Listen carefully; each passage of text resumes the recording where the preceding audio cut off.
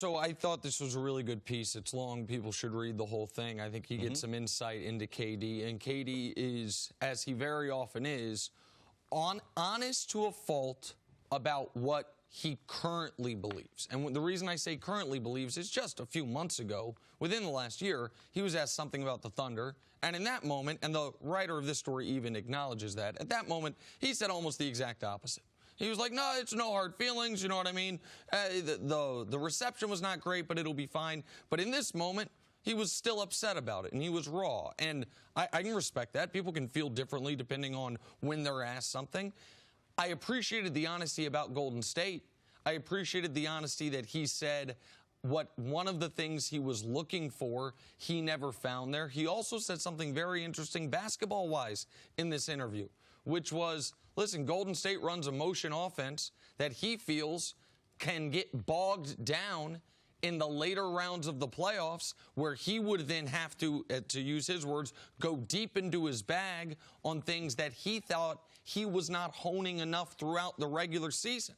That he thought, what I need to do to win championships once you get to the conference finals and the NBA finals are skills that have atrophied a bit because of how we play the first 90 games of the season. I thought it was a really interesting interview. I don't think it's going to decrease the noise around him, which he desperately wants to do. He said he hates some of the drama of the NBA, hates some of those things. Kevin Durant continuing to talk and say interesting things is going to not decrease. It will increase the noise, but I'm glad he did it. I didn't think it was phony. I didn't think it was fake. I thought it was very honest. And as he often does, Chris, he makes himself more vulnerable than many pro athletes do, much less many superstars. So to me, there's not a lot of criticisms that can come of this interview. It does give you insight into one of the greatest players we have in the league. Yeah, we need to get Kevin Durant talking more basketball. Because even if you thought that his takes on OKC were inconsistent, the truth of the matter is OKC was not consistent. The reception that he had there was not genuine. And now that he's here in Brooklyn, New York, to be able for this next 4 years of his career, I expect, because I know this, guys get better at being in the limelight.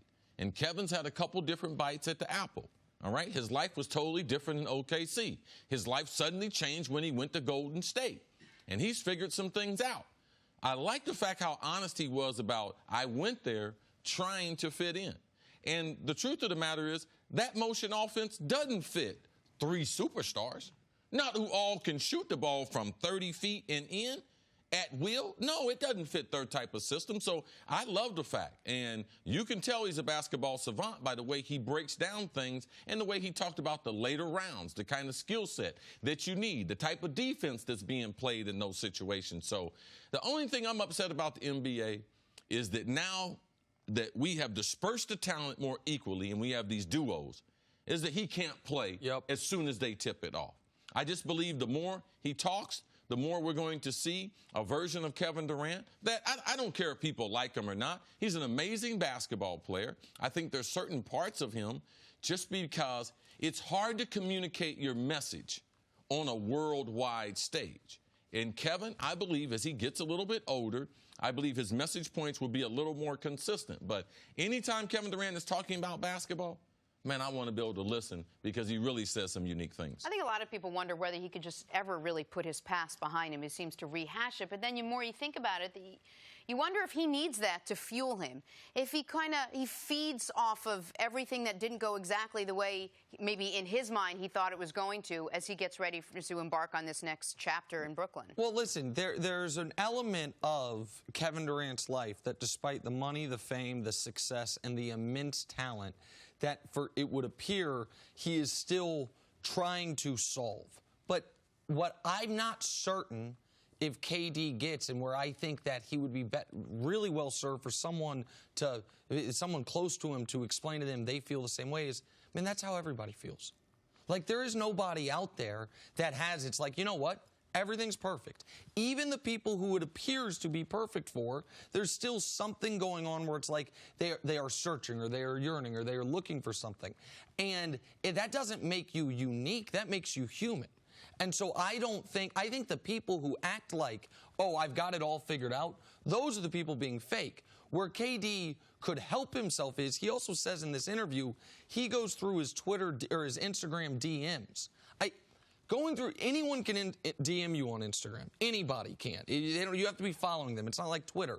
And so he will go through those DMs and go back and forth with strangers who have so little to lose and very often have total anonymity associated with the interaction. Stuff like that, I think, can be self-destructive to anyone's psyche, much less someone in Kevin Durant's position. But I think we got a better window into who he is and what makes him tick in this interview, than we did in almost anything he did in his 3 years in Golden State. Yeah, I've been very, very fortunate since a young age to be able to meet some of the most famous athletes in the world, just based on who my brother was and the career path that I chose.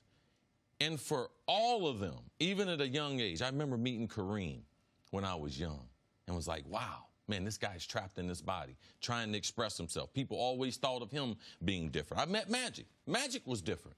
Met Isaiah, knew Isaiah Thomas. Isaiah was very, very different. And for us, the more that we meet these superstars or we try to meet them, the more I find out they're just like the other superstars. None of them has a perfect life. None of them have, but with the visibility, with so many platforms, we hear them more often than we heard these other superstars. Larry Bird. Larry Bird had some serious issues on and off the court. So to me, Kevin Durant is not that much different.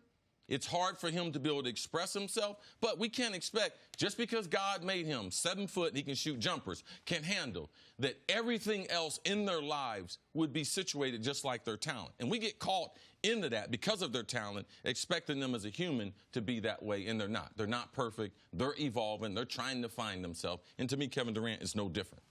Thanks for watching. Subscribe here to get the latest from the show. Also, be sure to check out more of the best clips from First Things First, or go watch a few segments from our other shows on FS1.